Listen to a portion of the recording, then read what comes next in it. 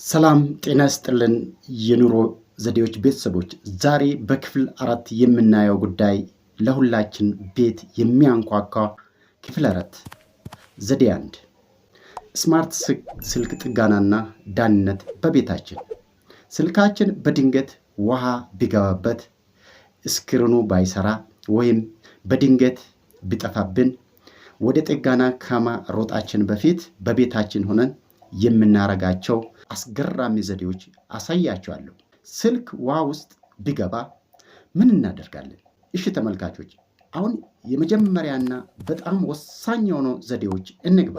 ስልክ ውሃ ውስጥ መግባት በማንኛውም ሰዓት ሊያጋጥም ይችላል። መጸዳጃ ቤት ውስጥ ሊወድቅ ይችላል፣ ወይም ዝናብ ሊያርጥበው ይችላል። በዛን ሰዓት የምናደርገው ነገር የስልካችንን እድሜ ይወስናል። መጀመሪያ ግን ሁላችንም የምንሰራው አንድ ስህተት ልንገራችሁ። ስልካችሁ ውሃ ውስጥ ሲገባ በጭራሽ በሄር ድራይቭ ሙቀት እንዳትሰጡ። ሙቀቱ በስልክ ውስጥ ያሉትን ረቂቅ አካላትን ሊያቀልጥ ይችላል። ደግሞ በፀሐይ አትስጡ። ይህ ስልኩን ከመጠገን ይልቅ ይበልጥ ያበላሸዋል። ትክክለኛው መንገድ ያውላችሁ። ስልኩ ውሃ ውስጥ እንደገባ ወዲያውኑ ፓወር ኦፍ አድርጉት። ቀጥለው ደግሞ ሲም ካርድ መቀመጫውና ሚሞሪውን አውጡ። ስልካችሁ ባትሪ የሚወልቁ ከሆነ እሱንም አውጡ። ይህም አየር ውስጥ እንዲገባና ውሃ ቶሎ እንዲደርቅ ይረዳል። አሁን ዋናው ምስጢር ጋር ደርሰናል። በዚህ ጊዜ ስልካችሁን ሩዝ ውስጥ ይከታሉ። ሩዝ መጥፎ አይደለም፣ ግን ከሩዝ 10 እጥፍ የሚበልጥ ድንቅ ነገር ሊያሳያችሁ። እነዚህ አዳዲስ ጫማዎች፣ ቦርሳዎች ወይም መድኃኒቶች ውስጥ የሚገኝ ሲሊካ ጄል ፓኬቶች ታውቁታላችሁ። እነዚህ ነገሮች እርጥበትን የማምጠት የተፈጥሯዊ አቅም አላቸው። አንድ አነስ ያለው ሳጥን ወይስ ላውንጅ ቦክስ አምጡ።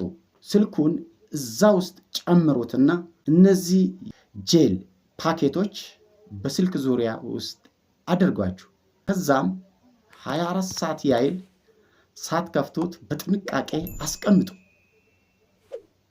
ከ24 ሰዓት በኋላ ስልካችሁን ስታበሩት ውሃ ሙሉ በሙሉ ደርቆና ስልካችሁ እንደ አዲስ መስራት ጀምሮ ታገኛላችሁ። እስቲ ንገሩኝ፣ ስልካችሁ ውሃ ውስጥ ገብቶባችሁ ያውቃል? በወቅቱ ምን አደረጋችሁ? በሩዝ ነው ወይስ በፀሐይ ነው የሞከራችሁ? ውጤቱን ኮሜንት ላይ አጋሩን። ዘዴ 2 የባትሪ ዕድሜ ማራዘሚያ ምስጢር። እሺ ተመልካቾች፣ አሁን ደግሞ ሁላችንም የሚያበሳጭ ጉዳይ እንግባ።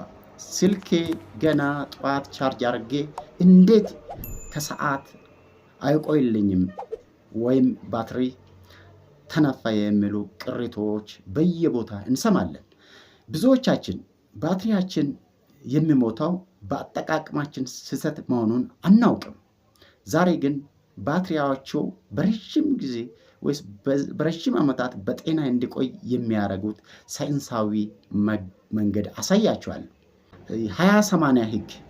ይሄ ታላቅ ምስጢር ያዙት። ስልካችሁ ሁልጊዜ እስከሚሞላ 100% እስከሚሞላ እንዳትጠብቁ። እንዲሁም ደግሞ 0% እስከሚሆን ወይስ እስከሚጠፋ አትጠብቁ።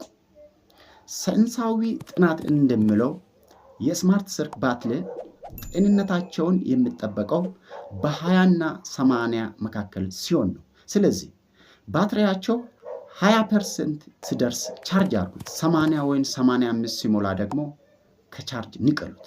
ከዚህ ባሻገር ከበስተጀርባ የሚሰሩት አፕሊኬሽኖች ወይስ ባክግራውንድ አፕስ ባትሪያቸው በድብቅ የሚበላቸው አፖች ናቸው። በተለይ ፌስቡክ፣ ቲክቶክ እናንተ ባትጠቀምባችሁ እንኳን በጀርባ ሆኖ ዳታ እና ባትሪን ይጨርሰዋል። ይህን ለማቆም ሴቲንግ ውስጥ ግቡና አፕ የሚለውን ንኩት። እዚህ ጋር ሪስትሪክት የሚለውን ምረጡ። ይህንን ስታደርጉት አፑን ዘግታችሁ ስትወጡ ባትሪያችሁ በድብቅ እንዳይበላ ታደርጋላችሁ ማለት ነው። እስቲ እውነታውን እንነጋገር። እናንተ ስልካችሁ 100% እስከሚሞላ ድረስ ቻርጅ ታደርጋላችሁ? አሁን ግን ምስጢሩን አውቃችኋል? ለመሆኑ የእናንተን ስልክ ባትሪ ቻርጅ ተደርጎ ስንት ሰዓት ይቆይላችኋል? ኮሜንት ላይ የሞባይላችሁን ስም ለምሳሌ ሳምሰንግ A15፣ አይፎን 13 ወይም ባትሪ የሚቆይላችሁን ሰዓት ጻፉልኝ። የትኛው ስልክ ምርጥ ባትሪ እንዳለው እንነጋገራለን። ዘዴ 3 ስልኩን እንደ ተርጓሚ መጠቀም። እንግሊዝኛ ሰደን ለማንበብ ወይም አዳዲስ እቃዎችን ሲገዙ ወይስ መመሪያዎችን ለመረዳት ተቸግሯል? ቃላቱን አንድ በአንድ መጻፍ አያስፈልግም። ለምሳሌ ጽሑፉ በእንግሊዝኛ በእቃ ላይ ካለ ወይስ በመጽሐፍ ላይ ካለ ወደ አማርኛ ቀይራችሁ ማንበብ መረዳት ትችላላችሁ። ወይም ከአማርኛ ወደ እንግሊዝኛ በመቀየር ማንበብ ትችላላችሁ። ይሄ እንዴት ይቻላል? መጀመሪያ ኢንተርኔቱን ትከፍታላችሁ። ከዛ በመቀጠል ክሮም ወይስ ብሮዘር ትከፍታላችሁ። ከዛ ጎግል ትራንስሌት ትጽፋላችሁ። ጎግል ትራንስሌት አፕሊኬሽን ገብታችሁ ካሜራ የሚለውን ምልክት ተጫኑ። ከዛ ካሜራውን በጽሑፉ ላይ ሲያደርጉት ስልኩ በራሱ ቋንቋ ለይቶ ወደ አማርኛ ይቀይረዋል። አሁን ደግሞ አማርኛውን ወደ እንግሊዝኛ ሲቀር ተመልከቱት። አያችሁ? ይህ ዘዴ ለተማሪዎች ሆነ ለማንኛውም ሰው በጣም ጠቃሚ ነው። ዘዴ 4 የኢንተርኔት ፍጥነት ማቆጣጠር። ኢንተርኔት ለምን ይቆጣጠራል? ዳታችሁን በከንቱ ከመጨረሻችሁ በፊት ኢንተርኔት ፍጥነቱን ማወቅ ትችላላችሁ።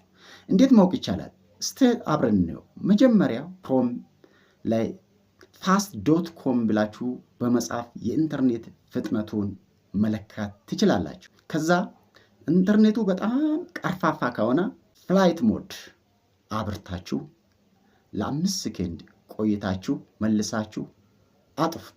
ይህ ዘዴ ስልካችሁ ከአቅራቢያ ካለው ፓወር ጋር በድጋሚ እንዲገናኝና የተሻለው ፍጥነት እንዲኖረው ይረዳዋል። ሞክሮና ለውጡን ታያላችሁ። ዘዴ 5 የድምፅ ጥረትና የስፒከሩ መጽጃው ዘዴ። እስኪ ተመልካቾች 5ኛው መጨረሻ ዘዴ እንለፍ።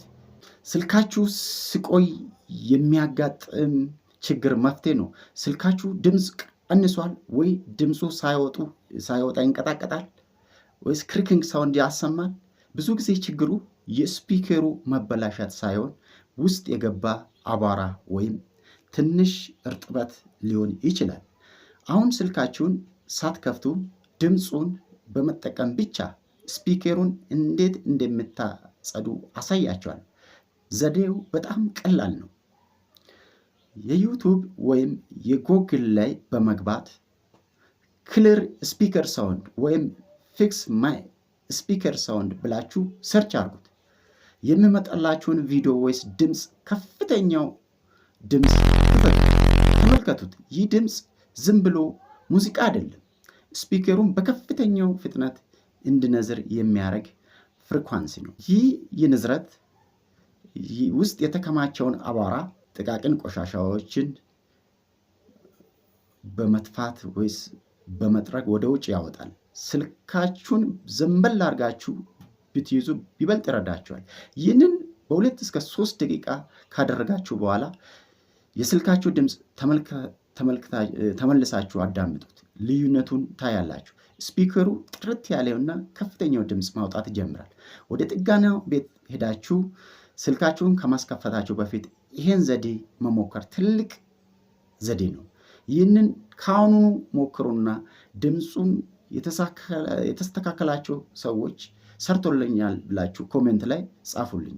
እንዲህ አይነት ጠቃሚ የቴክኖሎጂ ዘዴዎች ወደ ጓደኞቹ እንዲደርስ ላይክ እና ሼር ማድረጋችሁን እንዳትረሱ። ውድ ተመልካቾች እስከዚህ ሰዓት አብራችሁ ስለቆያችሁ ከልብ አመሰግናለሁ። ዛሬ የቦነስ ምክር፣ ብዙ ጊዜ ስልካችሁ እምብ ካለና ወይ ስክሪኑ ምንም ካልሰራ ወይም ባትሪ ማውጣት ካልቻላችሁ አንድ መፍትሄ አለ። ቮሊዩም የምትጨምሩበትንና ፓወር ኦፍ ወይስ ፓወሩን የምታጠፉበትን አንድ ላይ ተጭናችሁ 10 ሰከንድ ያህል ያዙት። ስልኩ በራሱ ተገዶ ይበራል ወይስ ፎርስ ሪስታርት ያደርጋል። ይህ ስልካችሁ መስራት ሲያቆም እንደ አዲስ ህይወት የሚሰጠው ዘዴ ነው። እንግዲህ ዛሬ ካየናችሁ 5 ዘዴዎች ስልካችሁ በቤታችሁ ናችሁ እንድትጠግኑና ደህንነቱን እንድትጠብቁና የባትሪ ዕድሜ እንድታራዝሙ የሚያደርጉት ዘዴዎች ናቸው። እነዚህ ዘዴዎችን በመጠቀም የጥገና ወጪያችሁን መቀነስ ትችላላችሁ። ክፍል 5 በዚህ ተጠናቋል። በሚቀጥለው በሌላ ቶፒክ እንገናኛለን። ደህና ሰንብቱ።